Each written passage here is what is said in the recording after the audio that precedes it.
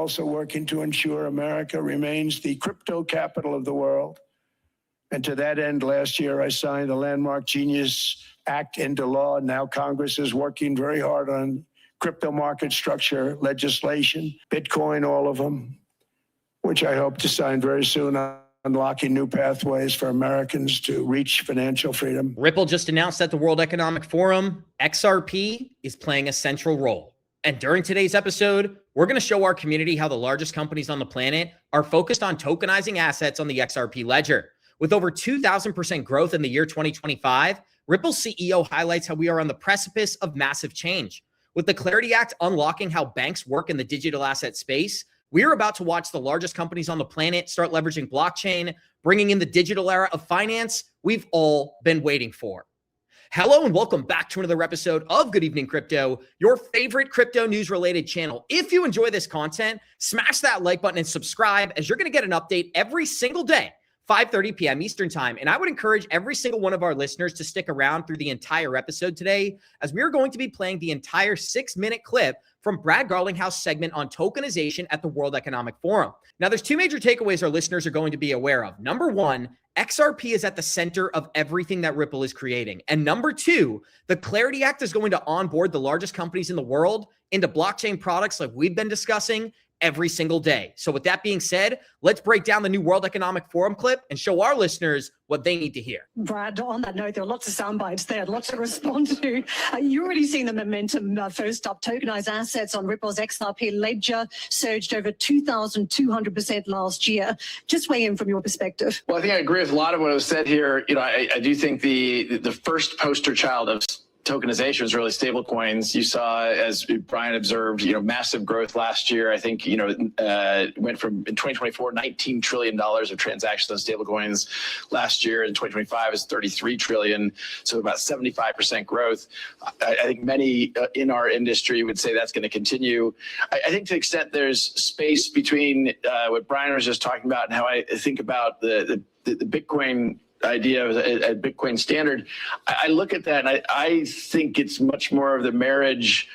Sovereignty of fiat currencies, I believe, is for many countries sacrosanct. Ben Bernanke spoke at a Ripple event many years ago, and he made the point that governments will roll tanks into the street before giving up monetary supply, giving up the control of monetary supply, which stuck with me as, yeah, that makes sense. And so at Ripple, we very much focus on building the bridges between traditional finance, as Bill was describing, what we now call TradFi, and decentralized finance. And that has meant working with a lot of the banks around the world to kind of build those bridges. So let me just remind you, the initial question was about the tokenization of real world assets on the XRP ledger. And what did Brad Garlinghouse get into? How they are bridging traditional finance with the digital asset space. So it's absolutely clear that tokenization is going to play a major role. And he's not wrong, Abs, when he talks about, he was trying to be very nice when he's like, listen, let me just retranslate what he was trying to say. When he said banks, countries would roll tanks through there, what he's saying is banks aren't giving up control. And that's why the Clarity Act, we're seeing this back and forth, because literally for that reason. And now I think we will get there, but that's what's causing the resistance. That has meant working with a lot of the banks around the world to kind of build those bridges. Governor, you have to address this. Is the euro in danger from a Bitcoin standard? No, I'm a bit skeptical, Brian. Sorry to say it about this idea of the Bitcoin standard.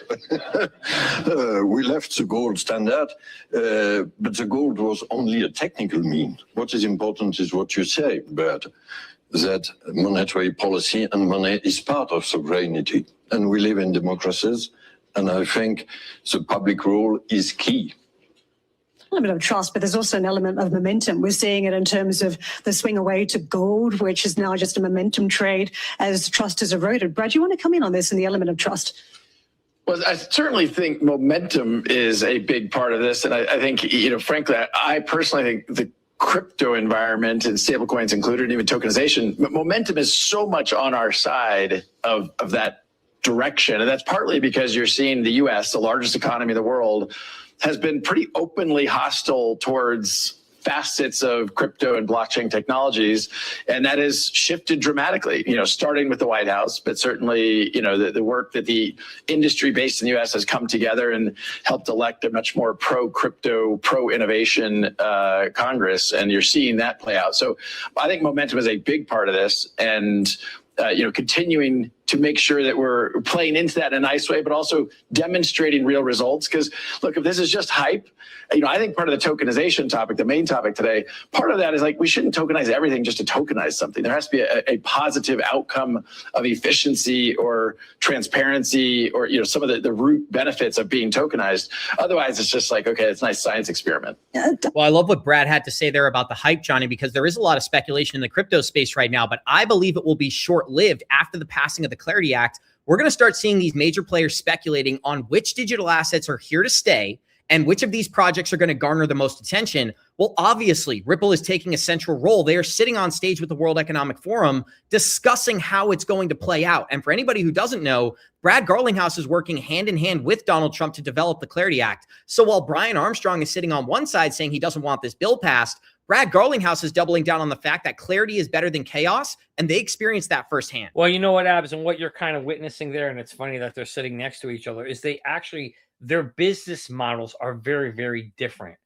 And so Brad and Ripple doesn't need yield, for example, to be something that's going to drive their business, whereas Coinbase does, because it draws more money into their platform and people spend more money on there. So the reality is you're literally talking with two guys that have two different end games in line, and that's why it's interesting that they're there. But the reality is this. Brad's right. We don't want to tokenize the world just for the sake of tokenizing it. We want to tokenize it where there's value. And you said something important. If you're a user out there and you're wondering, or you're new to this space and going, boy, I want to get in this, what should I do? Think about looking into that tokenization space. You'll see lots of tokens, RWA tokens, apps, real world assets. And I think that is where you're going to see a lot of speculative money coming into this space, into those areas. And you're hearing tokens like XRP and Ondo and HBAR. There's so many other. But I certainly believe that tokenization, so speculation money, is going to find its way in that category. Well, we know because a new BlackRock study was released earlier this morning, guys, that right now, 65% of all tokenized assets are on Ethereum. And the main reason for that is stablecoins and the implementation of smart contracts. But I love what Brad Garlinghouse looked when the guy was talking about how the Bitcoin standard will never be implemented. The central banker was laughing. Brad Garlinghouse face says it all. Not only does he disagree, but this could be mean. The tension can be felt in the room. And this guy, he's out on an island on this panel, right? When he's talking about sovereignty is delivered by the central banks of democracy. Nobody buys this, my friend. Everybody who's been studying the digital asset space understands we want an escape from people like that. And we're leaning into the blockchain products that provide transparency on many of the most important networks. If you're enjoying this content, smash that like. Here's what Brad had to say talking about tokenization. Here it is. I'm surprised no one's throwing democratization of the market to me. That's typically the argument when we have some sort of innovative approach to an asset class. Brad, come in on this because you're the innovator in the room, but you also believe in regulation. Yeah, I think what's going on in the U.S. right now it is a classic dynamic of when you create new law, it's never going to be perfect. And, I think what's the dynamic within the industry and working with Congress has been kind of, I subscribe to the idea that perfection is the enemy of good, and you can't get to perfection. And so I think Brian's exactly right. We're as close as we've ever been in providing that clarity. As some in the room probably know, Ripple lived through a 5-year battle with the U.S. government being sued because of the lack of clarity. So we are very much an advocate of clarity is better than chaos. I think Brian's right. We are very close. I don't know if we what about stalled the rewards side? Rewards, dividends, interest. Is it necessary on stablecoins? Ripple doesn't have as much of a dog in that fight. Boom, Johnny, that's exactly what you highlighted prior, which is that Ripple's business model isn't contingent on stablecoin yields. So they're much more lenient on the issue. But this is exactly what Brad said on his Twitter. Let's not let perfect be the enemy of good. This right here is absolutely key. No piece of legislation has ever been perfect by everybody's standards. What we need is a clear framework allowing innovation to flourish, exactly what the market structure bill will deliver. I keep saying it, even if others disagree, clarity over chaos. And our listeners saw the update I provided from John Deaton yesterday. Here's Patrick Witt, the lead White House executive director for the President's Council on Digital Assets. He stated, "No bill is better than a bad bill," in quotes. What a privilege it is to be able to say those words thanks to President Trump's victory and the pro-crypto administration that he's assembled. But let's not kid ourselves. There will be a crypto market structure bill. It's a question of when, not if. Assuming a multi-trillion-dollar industry will continue to operate indefinitely without a comprehensive framework is pure fantasy. And that's why the Clarity Act is so important, guys. We are going to debate the nuances of this whole thing, but this is a $3 trillion industry that's begging for digital asset regulation. And more importantly, the most influential players are now advocating for the industry. Even the banking executives that Brian Armstrong and Brad Garlinghouse have been talking to, they want the Clarity Act passed so they can take control of digital assets. Floor is yours.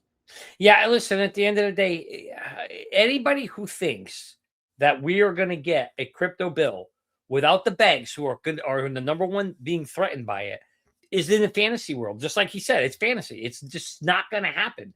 The banks will have a say in it. Nobody likes it. I know our whole audience hates it because I read all your comments, and everybody agrees with Charles. I don't want the bill if we don't get a good bill. Well, guess what? You just heard pros tell you we've never in the history of our civilization had a bill where one side gets everything they want and the other side gets nothing. Sorry, guys, it doesn't work that way. It's going to be a happy medium, and it's okay. Perfection will prevent. Perfection is going to equal abs.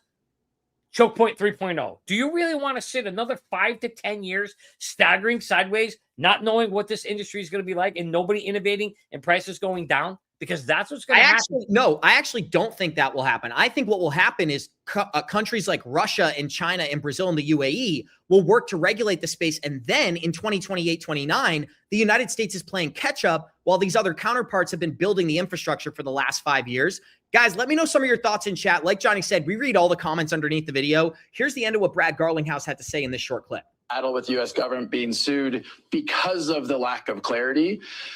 So we are very much an advocate of clarity is better than chaos. I think Brian's right. We are very close. I don't know if we what stalled about the rewards side? Rewards, dividends, interest. Is it necessary on stablecoins? Ripple doesn't have as much of a dog in that fight as others in the industry. And so there's others that have stronger opinions. It doesn't directly affect Ripple's business as much.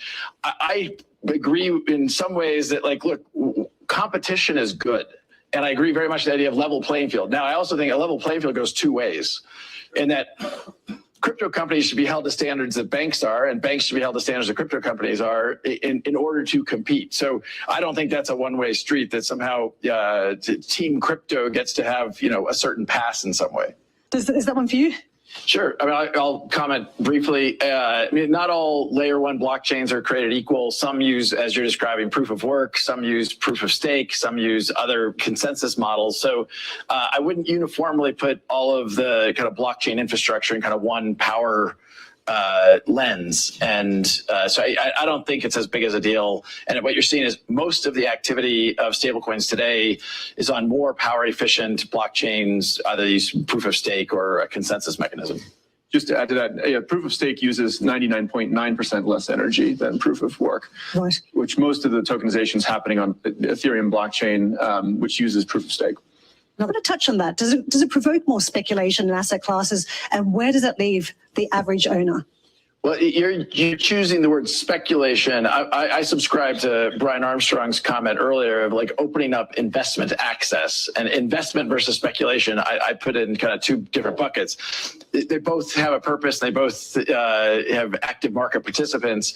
But I think the opportunity around tokenization for certain verticals is, in fact, the democratization of access to investment, less so on the speculation side. I don't know enough about Trump's decision to make steps towards banning institutional investment in residential real estate to comment there. But I do think if you want economic exposure, investment exposure to a commercial building in Miami, and you have $10,000 US, you can't do that today. And I think opening that up, and I know Brian's example is even better because it's the many billions of adults who don't have any access that my example is not perfect for that, but that's the point. So guys, I want to ask you, is this a trustworthy individual at the end of the clip? Because that is the central bankers that control the system today. But I love what Brad Garlinghouse had to say about speculation versus the tokenization of real world assets, expanding economic outreach. These are two sides of the same coin, because at the end of the day, what are we looking for? More people to be betting on the price of digital assets. When speculators come into the market, they're going to look at Bitcoin, say it's $100,000. They're going to look at Ethereum, do a little bit of research, say it's slow and outdated, and then they're going to come to XRP, which is fast, has a great leadership team, is a fraction of the cost of even Ethereum. And for most retail investors, it is a game of exposure. And when we think about the XRP price chart, guys, there's a lot of downward momentum. There's a lot of negative sentiment in the crypto space. Typically, those are great opportunities. And Brad has said throughout that entire clip, this is about the banks. This is about the institutions. It's not about the retail investor, and it's not about the short-term price sentiment. That is just a benefit of adoption and utility. And so what we're really waiting for, guys, can we get the Clarity Act? Can we see the expansion of the digital asset class? And will we get price appreciation and correlation? You know, Abs, and when you listen to Patrick Witt there, he literally said it's not a matter of if, it's a matter of when. I believe we will get the Clarity Act. It won't be what everybody wants, but it will be good enough to move the needle forward so that innovation can happen. Because that's what Brad really wants. Brian, he wants yield. Brad wants innovation. He wants to be able to go knock on the doors and say, hey, start deploying our technology without them saying, wait a minute, I can't touch your technology because I don't know what the rules of the road are right now. And I don't want the SEC on my back the way they were on your back for 5 years. That's what this is all about. We are going to get, I believe, that clarity. And then that's going to open the floodgates for actually both. Now, Brad's right. He wants investive type money, institutional, which, by the way, that will come. But it also, what will come with that is speculative money, just like it did in 96, 97, and 98. And that's not a bad thing for this industry. I mean, it is and it isn't, right? It's good for you and me because it's going to drive prices up. It's bad because it's not sustainable. Prices will come back down. And that's why the importance of having a profit plan so people can take advantage of that massive bull run that I think is coming at is so, so important. And right now, people aren't thinking that way. So we want to help people understand. We want you to think about that. Click the link below, sign up for Merlin 30-day free trial, and build your profit plan so you're ready when that speculative money comes. I do want to give a shout out to Donald Trump as well, because he let us know very definitively the Clarity Act will be passed if it's up to him. If you enjoyed this content, smash that like button, subscribe to the channel, and we'll see you all in the next one. So if you're looking to do the same strategies that we implement here on Good Evening Crypto, I would advise everybody sign up for Merlin and click on the ITrust Capital link below. Now, why did these two ideas play off one another? Merlin is going to allow our listeners to understand where they should be taking profit in this market, and ITrust is going to allow our listeners to take that profit tax-free through an IRA product. Now, that's not the best part about this. We are giving new clients a $100 sign-up bonus using the promo code GEC9. So I would encourage everybody, click on the link below the video, use promo code GEC9, and set yourself up for success during this crypto bull market.